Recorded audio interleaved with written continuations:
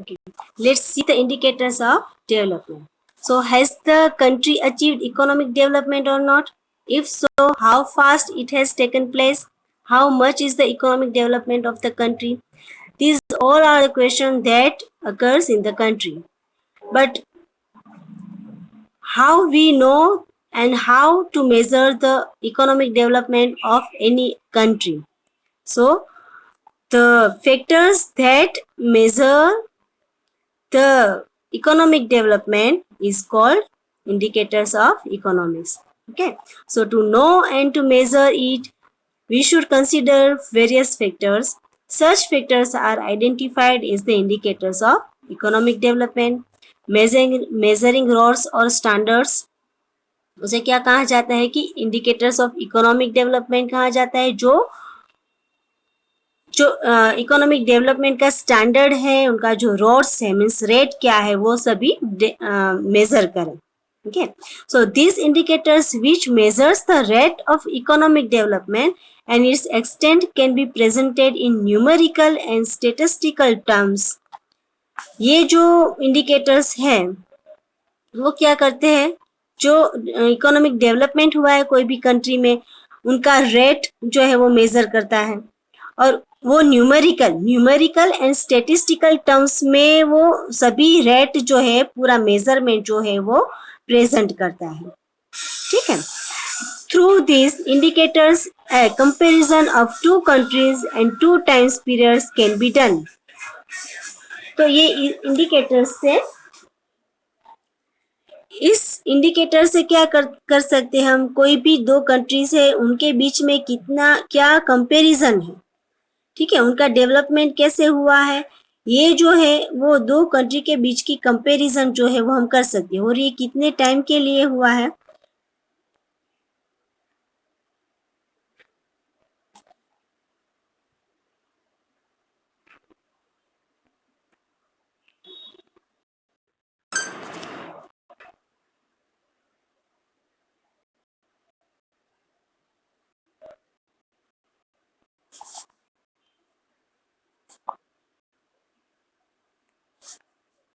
Okay, so through these indicators we can measure the comparison of two countries. Okay, so just as thermometer measures the changes in the temperature of human body and records its development, indicators measures the country's development.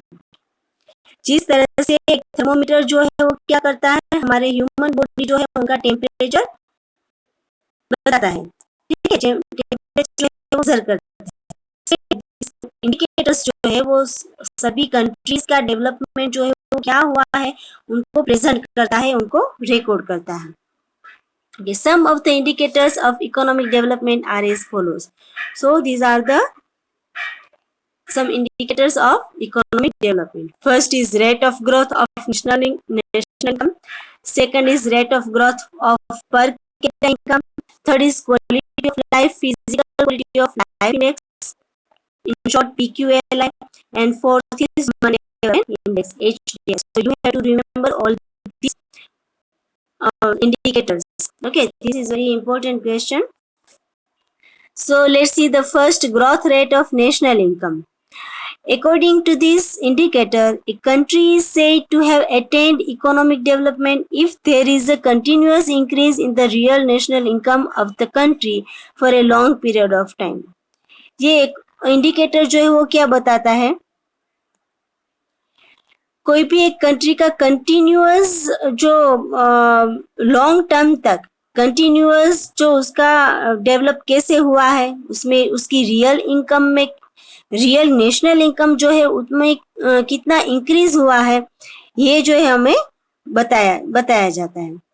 ठीक है, तो ये economic development करने के लिए पूरा जो real national income है कोई भी कंट्री की वो इंक्रीज करनी होती है। तो ये ग्रोथ रेट जो है वो बताता है, हमें मेंशन करता है, इंडिकेट करता है कि कोई भी नेशन की रियल नेशनल इनकम जो है वो क्या है। If the rate of rise in national income is high, the development rate is said to be high, and if national income increases at a lower rate, the rate of development is low. कोई भी country का जो rate है अगर rise up होता है तो उस नेशन की नेशनल इनकम जो है वो हाई है, उसका डेवलपमेंट रेट जो है वो भी हाई है, ऐसा कहा जाता है। और जब कोई कंट्री का जो ये लोअर रेट पर है, नेशनल इनकम अगर कोई कंट्री की लोअर रेट पर है तो उसका डेवलपमेंट भी लो है, ऐसा माना जाता है। ठीक है, if the national income does not rise, it depicts the status of stagnancy, and if national income decreases, there is underdevelopment of और नेगेटिव डेवलपमेंट।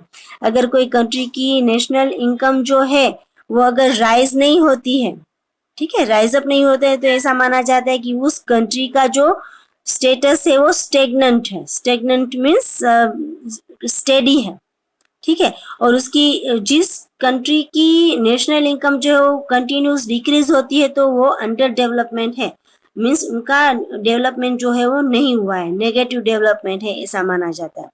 तो इस तरह से जो भी कंट्री की नेशनल इनकम जो है राइज अप होती है तो उसका डेवलपमेंट रेट भी राइज होता है, ठीक है। और जो कोई कंट्री की नेशनल इनकम जो है वो डिक्रीज होती है तो उसका डेवलपमेंट जो है, नेशनल डेवलपमेंट रेट जो है वो भी डिक्रीज होता है, ठीक है। So this is the growth rate of national income. कैसे मेजर किया जाता है ये बताता है कि नेशनल इनकम का नेशनल डेवलपमेंट से क्या रिलेशन है। ओके, सो नेक्स्ट इज, इसमें हम देखते हैं कि किस तरीके से नेशनल इनकम जो है वो हमें बताई जाती है, ठीक है।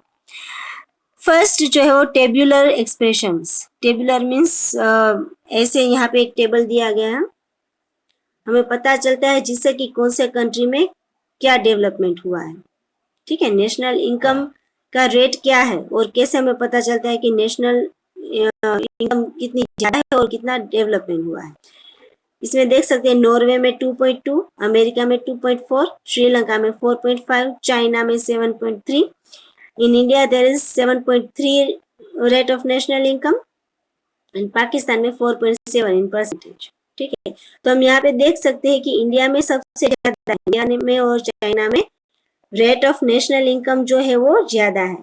बट नॉर्वे एंड अमेरिका ने ऑलरेडी वो डेवलप्ड कंट्री ही है तो उनमें उनका रेट जो है वो इतना ही है क्योंकि ऑलरेडी वो डेवलप्ड है। ये सभी कंट्रीज जो है वो डेवलपिंग कंट्रीज है, तो डेवलपिंग कंट्रीज में इंडिया का रेट जो है वो इंक्रीज है, सबसे ज़्यादा है।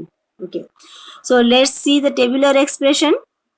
सम countries have a faster rate of growth of national income when compared to the rate of growth of national income, and hence such countries are said to have a higher rate of economic development.